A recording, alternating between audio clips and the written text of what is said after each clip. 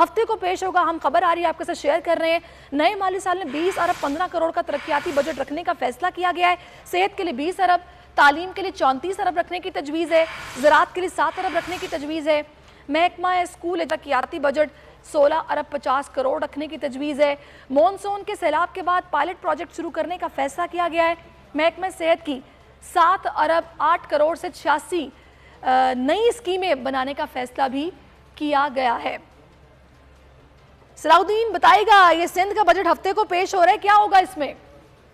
ہاں جی بالکل, سندھ کے نئے مالی سال کا بجٹ جو ہے وہ کل پیش کیا جا رہا ہے. اس میں جو ہے محکمہ صحت کے لیے 20 ارب, تعلیم کے لیے 34 ارب اور زراعت کے لیے 7 ارب روپے رکھنے کی تجویز دی گئی ہے. اور اسی حوالے سے اگر بتائیں تو محکمہ صحت نے جو نئے مالی سال کا بجٹ ہے اس میں 20 ارب 15 کروڑ کا جو ترقیاتی بجٹ ہے وہ رکھنے کا فیصلہ کیا ہے اور 7 ارب 8 کروڑ روپے کی لاگت سے نئی اسکیمیں بنانے کی بھی سفارش کی گئی ہے.